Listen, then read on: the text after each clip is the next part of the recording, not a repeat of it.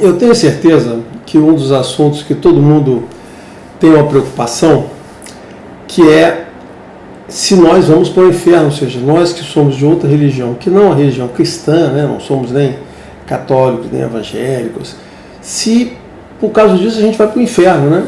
Porque na visão deles, se você não vai para a religião deles, através da religião cristã, você ir a Deus, você estará condenado ao inferno. Então, todo mundo que não é dessa religião pode ter essa dúvida, né? Pô, será que por eu não ser cristão, então eu estou condenado ao inferno e eu não sei? Aí vem outras coisas. Tem perguntas tem pessoas que perguntam isso também aqui. Será que existe o inferno? Nessa religião aqui que a gente está, né? Que é Ifá, que é a religião Yorubá, ela tem o inferno? Ou seja, existe uma coisa equivalente a isso? Existe essa coisa da condenação eterna de sofrimento? A gente está correndo risco a isso? E até uma terceira questão, né, que eu gosto de responder, que é: se tem o inferno, ele é dos católicos, mas se eu sou da religião, eu vou para o inferno? Ou só eles que vão para o inferno? Né? Tem uma diferença? A gente consegue escolher, né? Budista também não tem inferno. Então, se eu for budista, eu saio fora, eu fico só no samsara. Ou seja, então, dependendo da religião que eu escolher, eu vou ter um destino diferente, né? Então, eu posso escolher para tentar ter um posicionamento melhor. Então, é sobre isso que eu vou tentar aqui rapidamente explicar, porque eu tenho vídeos longos que eu falo sobre isso aqui, mas aqui eu vou tentar dar uma explicação mais curtinha, tá bom? Para ficar mais objetiva. Então, é isso aí. Se você quer ouvir sobre esse tema, fique até o final do vídeo. Se não, deve ter algum outro vídeo que te interessa aqui. Eu sou Marcos Arino, Babalaô e Calgundá, e este é o canal do YouTube associado ao blog, né? O blog que tem textos. O blog, eu gosto de escrever, então eu escrevo no blog. Nem sempre atualizo, mas eu escrevo no blog, tá certo? Escrevo livros também. Então, se não, você fica aqui no canal que eu faço vídeos, né? E tento falar dos assuntos da forma mais objetiva possível, né? Esse eu consigo. Mas então, vamos lá ao tema do vídeo, né? Que é falar sobre o inferno. Esse tema do inferno e do diabo é um tema muito interessante. Ele é interessante porque ele junta duas coisas. Ele junta teologia e junta ficção. E essas duas coisas estão convivendo junto. E se a pessoa não presta muita atenção, ou se a pessoa não tem um conhecimento básico, que eu vou tentar passar aqui rapidamente, porque o assunto é bem interessante, você mistura as duas coisas, né? E esse assunto se torna complexo por causa dessa dimensão ficção. Existe uma ficção que, cara, domina a discussão toda, todo esse tema. E aí fica realmente muito difícil você entender o que é ficção, o que é ficção, o que é teologia, na verdade você pode saber. Tá certo? Mas eu vou dizer que esse tema não é fácil de falar, não. Eu já regravei esse vídeo aqui umas 3 vezes. Eu estou sempre tentando simplificar, quem sabe eu paro nessa versão aqui, né? Mas vamos lá, né? Vou ser objetivo. Então, entendeu? O primeiro posicionamento é esse, você tem que entender isso. Nós estamos aqui disputando com o espantalho da ficção. Eu vou falar isso daqui a pouquinho, tá? Mas a primeira coisa, antes disso, eu preciso explicar uma coisa bem básica, né? Vamos lá começar as definições. Gente, olha só, vou fazer básico e claro para todo mundo.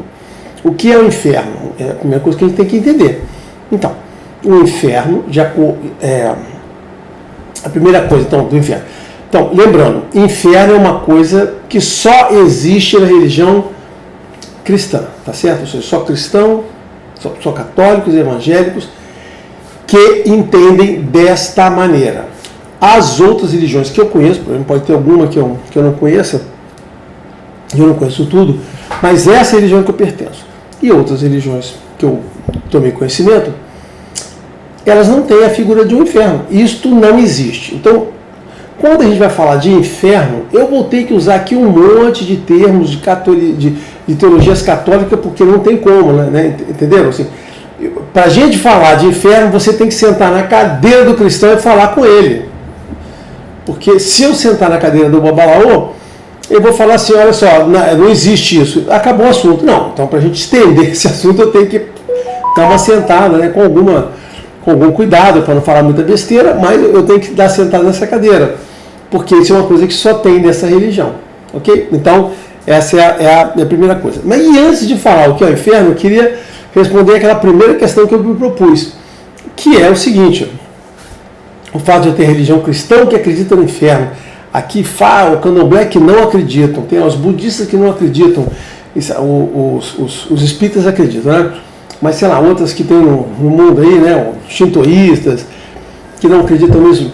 Como é que funciona isso? Então, ou seja, se eu sou cristão, eu corro o risco de inferno, e se eu sou, né, eu estou me repetindo aqui, mas só para lembrar o contexto, e se eu sou de fato, eu não corro os riscos, eu jamais vou, né, ou eu vou sempre.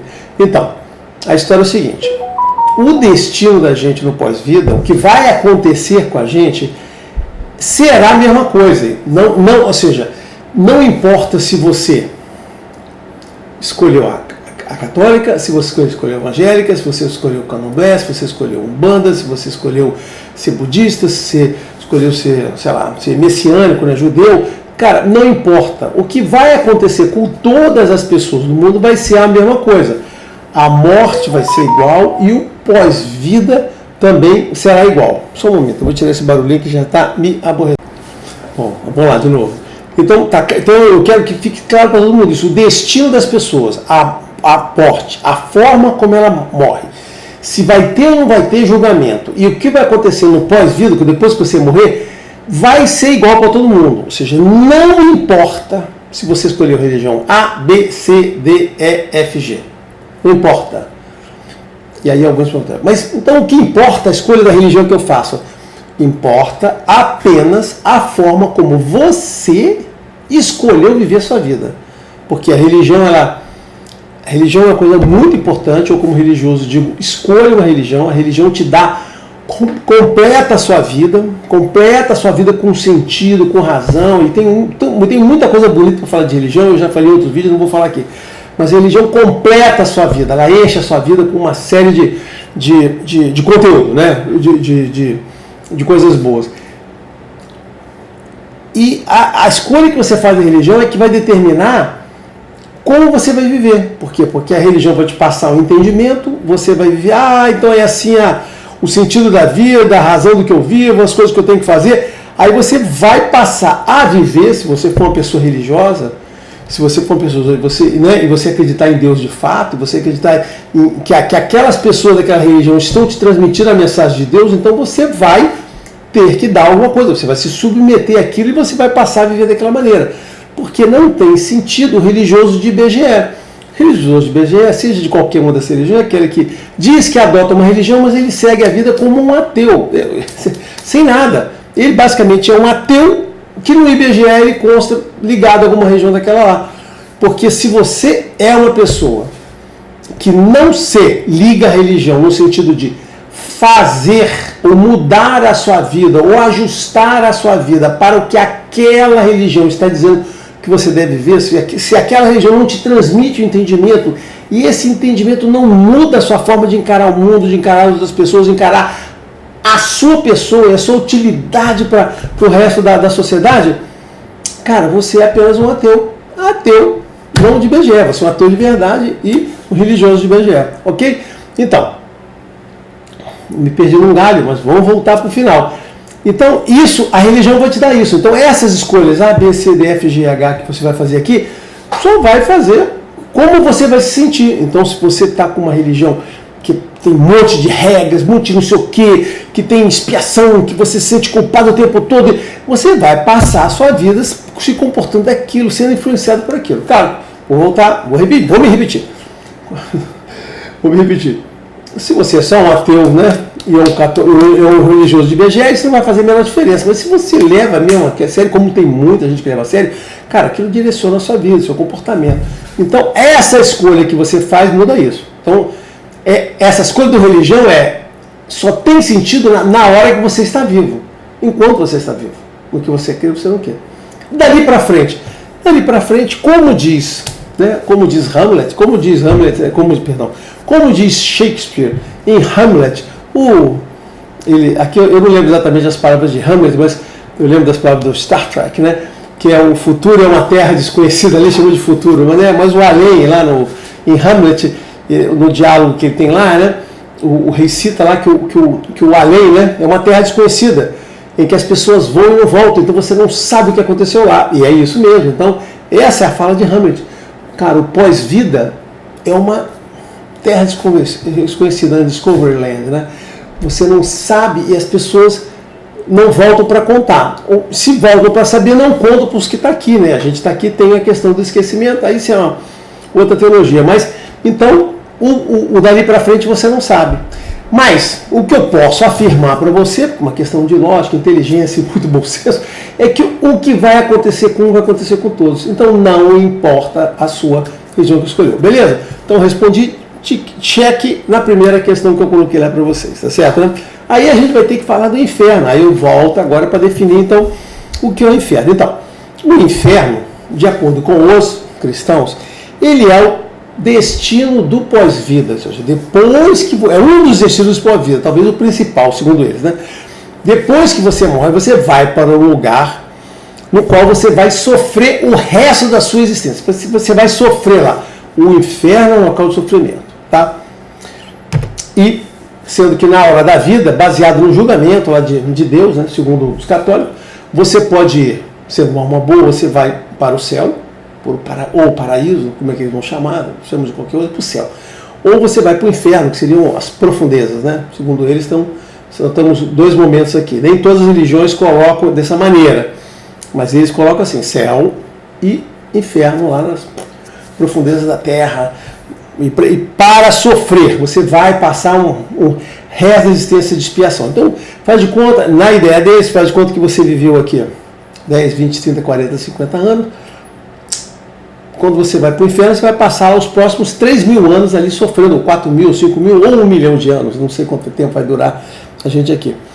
E existe uma discordância teológica do que acontece com as almas que vão para o céu, né? Então tem uma parte aí dos evangelhos que interpretam a Bíblia deles, o cânone, e diz que você fica lá adormecido, esperando o mundo acabar, tá certo, né? Outros dizem, você vai ficar aqui num ambiente de felicidade. Olha só, são interpretações, eu não sei qual dessas que está valendo, eu não sei. Então, é uma das coisas, mas é uma coisa bem neutra. E o que eu quero dizer com isso é o seguinte, que basicamente, porque a gente, assim, como a gente que é de Fá, de Candomblé, a gente acredita em pós-vida, né? Em ter um pós-vida, você vai para algum lugar, como o pessoal de Kardec também acredita que aqui é um lugar temporário, um lugar permanente é esse lugar, né, esse céu, a nossa casa é outro local, os kardecistas falam isso, a gente também fala, o Orun é a nossa casa definitiva, e aqui é uma passagem temporária. Né? A explicação de por que é temporário, por que você vem e que volta, eu tenho, isso está em outros vídeos, não vou falar sobre aqui o inferno, mas existem explicações, as religiões têm que te trazer esse sentido. A gente entende dessa maneira, né? Então a gente tem essa dinâmica da vida no pós-vida, o pós-vida ser alguma coisa que tenha significado, mas só que a gente volta aqui e aí cada religião explica de alguma maneira por que você volta. Os budistas explicam de um jeito, os espíritas explicam de outro, e nós, né, de Fá, explicamos de outra maneira. Então, vamos dizer essas coisas assim. Ok? Então, fica claro, o inferno é o maldito sofrimento deles, tá certo, né? Bom, é isso. Aí a ideia é o seguinte, a primeira coisa que eu trago de questionamento é, e de onde apareceu isso? Aí eu vou dizer para vocês que não sei, né? Agora, já fazendo uma parte crítica, né? Nós estamos falando de inferno, eles definiram isso, né? Aí qual é a parte estranha? Agora, deixa eu explicar, por que eu vou falar isso? Eu expliquei o inferno. Falo isso porque é o seguinte, bom, de onde eles tiraram esse entendimento? Se eu entendo que é de outra maneira, eu acabei de explicar aqui de outra maneira, por que eles entendem que é assim? Né? A gente tem que ir na lógica deles, na teologia deles, para entender de onde eles buscaram essa explicação. Muito bem. Aí quando você faz isso, você vai descobrir o seguinte. Um momento. Aí o que eu faço? O que acontece? Aí eu vou aqui, né? Isso aqui não é o cânone? Isso aqui é o cânone dele, né? É o códex, né? É o códex. Eu vou no cânone. Aí quando você vai nesse cânone aqui, o que acontece? Some. Olha só, aqui nesse cânone que é dividido em Antigo Testamento e Novo Testamento, né, quando é dividido, não tem inferno. Não tem inferno. Não existe. Não tem as duas coisas. Não tem nem o inferno nem o diabo. Então eu fico confuso, né? Por quê? O que tem no cânone? No cânone deles existem 4 palavras que são traduzidas aqui como inferno. Então nessa Bíblia em português são traduzidas como inferno. Os caras falam, isso é o inferno. E quais são essas palavras? As palavras são o Sheol, que é uma palavra judaica, hebreu, né? E ela aparece 65 vezes, né? 65 vezes na Bíblia. E o Sheol, o que é o Sheol? E essas 65 vezes, o Sheol, que está em hebreu, é traduzido como inferno. Só que acontece que o Sheol não é o inferno. O Sheol é o pós-vida dos hebreus, o entendimento. E não é um local de sofrimento, não é um local de expiação. Não tem diabo nenhum, não tem fogo nenhum. Depois eu vou falar do fogo do negócio. Mas não tem nada disso. O Sheol é apenas o seguinte, é o destino do pós-vida das almas. Mas é um lugar triste, um lugar sem brilho, um lugar assim, de meditação, de recuperação de pensamento, sendo que aqui não, aqui a terra é um lugar vívido. Isso até explica porque as almas querem voltar. E os judeus entendem que tem renascimento, ou seja, os judeus entendem que tem renascimento. A teologia judaica é diferente da teologia cristã, entendeu? Então o Sheol é apenas o destino do pós-vida. Só isso, mais nada. Não tem uma palavra que descreva o Sheol como lugar de expiação. Aí tem a outra parte, que é outra palavra que eles usam, que é o Hades, que é uma palavra grega. O Hades é como... E da religião grega. Então isso vem da religião grega. Hades. Isso aparece, cara, umas 30 vezes no Novo Testamento. O Novo Testamento, que é todo grego, né? Não sei se vocês sabem, né? Mas o Novo Testamento é helênico, ele tem origem grega, helenizado. Aí lá, o pós-vida, ele é chamado como Hades. É o pós-vida. E como é que os gregos explicam, como é que a religião dos gregos explicava o Hades? Apenas isso, como o pós-vida. As almas morrem, vão para lá e ficam lá vagando. De novo, é como igual o Sheol, um lugar triste, sem vida, cinza, sabe essa aquela coisa? Aí a outra palavra que aparece apenas uma vez no Evangelho de, sei lá, Pedro, talvez, não lembro. Tártaro, que é também um sinônimo do Hades, também é do grego, né? E a última palavra, inclusive citada por Jesus, é o Guiena. O Guiena é um local físico, o Guiena é um local físico na terra, não é o inferno. O Guiena é o Vale de Enom. Era um vale que muito antigamente, na parte mais antiga, da época mais antiga dos hebreus, era um lugar onde eram feitos sacrifícios, né, de animais e até humanos.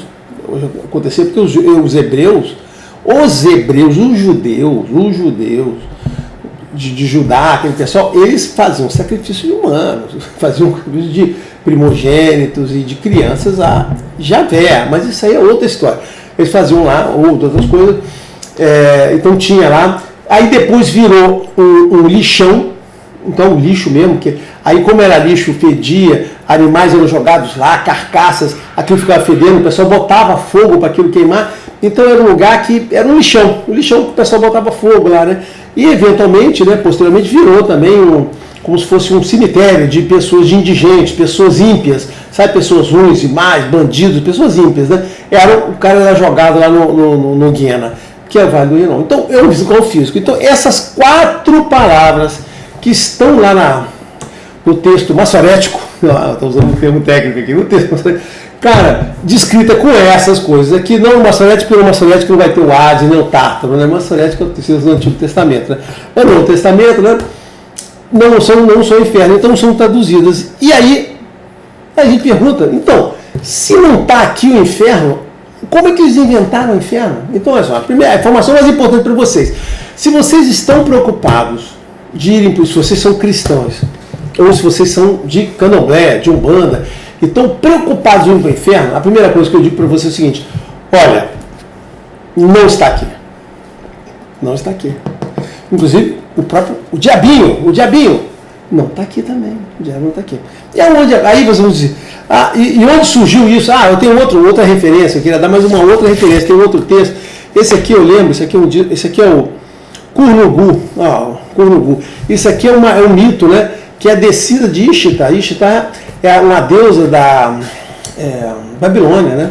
lá da região do Levante, né? Região do Levante, tinha esse mito aqui de Ishtar, que ia também para o pós-vida, o mundo dos mortos, que igualmente não tinha sofrimento nem nada.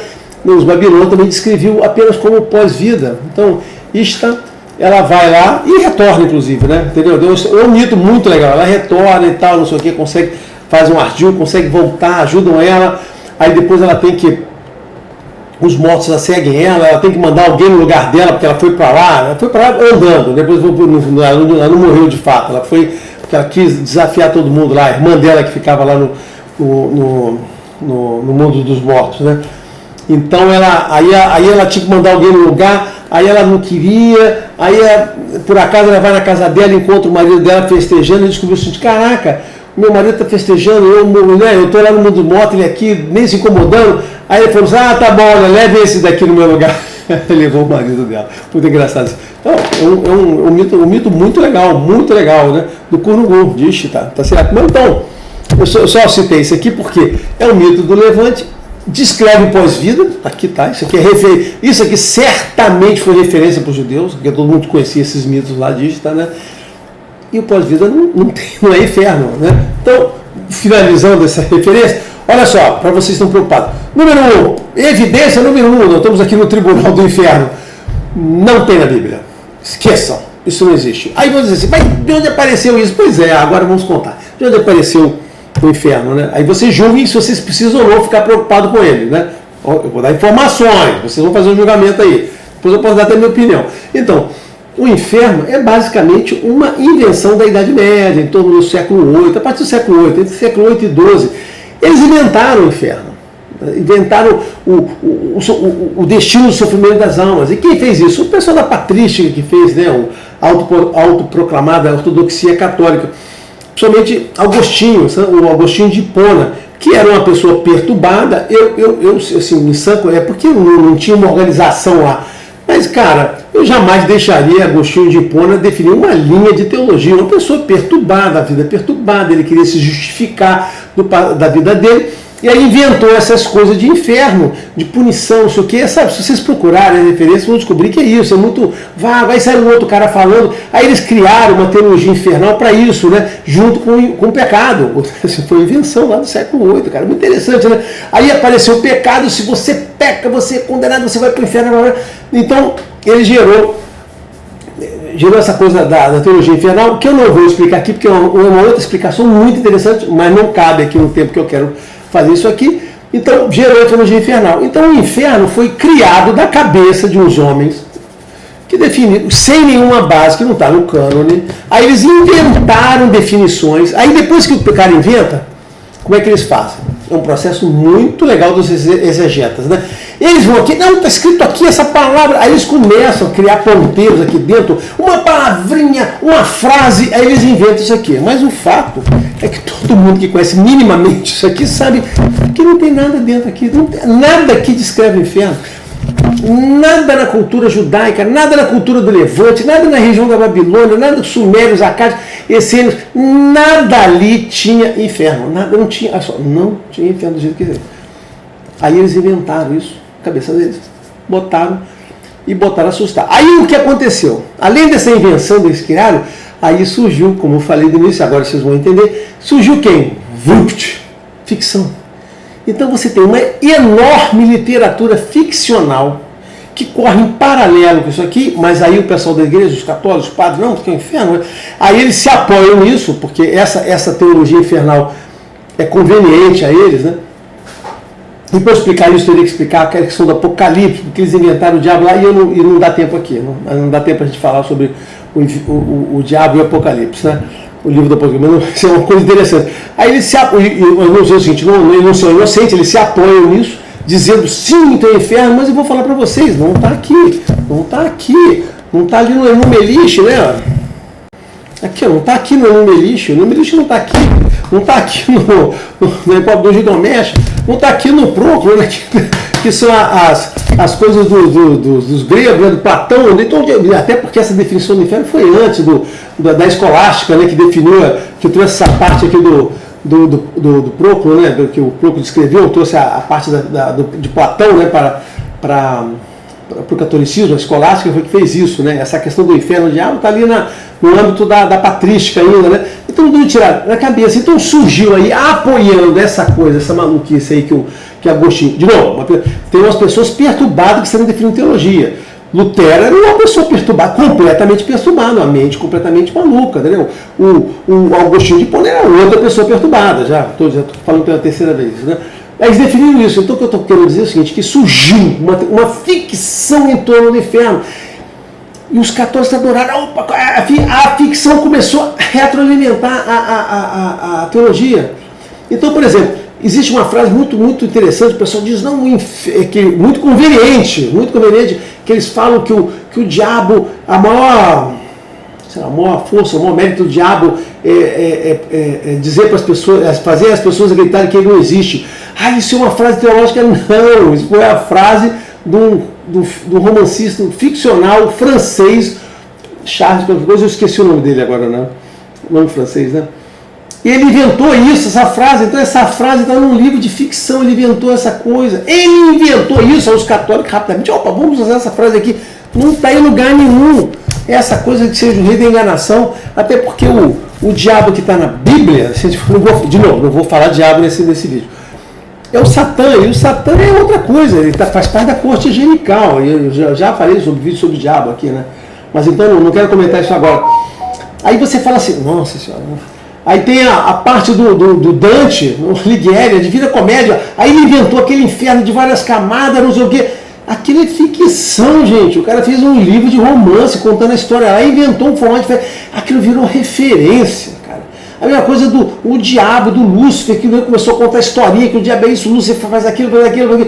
Cara, girou. Então existe um espantalho, que é essa literatura ficcional sobre o diabo que virou Lúcifer na Idade Média, tudo isso foi na Idade Média, tudo isso na Idade Média, que virou Lúcifer e o diabo que virou, o inferno que virou esse lugar de expiação.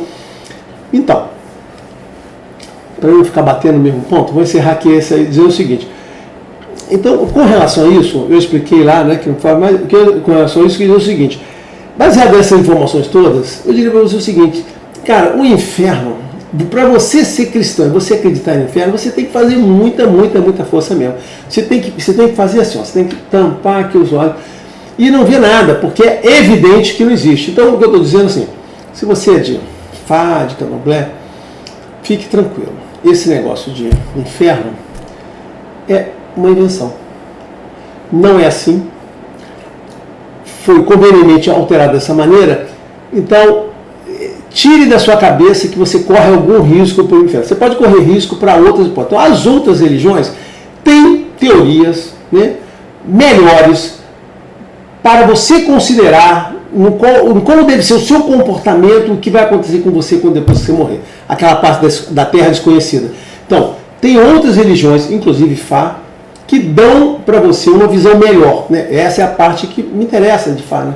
Porque a visão que Fá trouxe disso e tudo que eu vejo nos versos, né? Eu vou fazer um vídeo só para falar de um verso maravilhoso que eu achei, mostra uma coisa muito mais coerente, mais condescendente. Então, assim, essa parte do inferno é ruim, é bobo, é ingênuo, é teologia para jumentos, tá certo, né? Então, não se preocupe com ela, ok? Espero que tenha sido útil esse vídeo rápido, né? Mas eu acho que deve aliviar o coração de vocês, tá bom? Abraço a todos, até o próximo.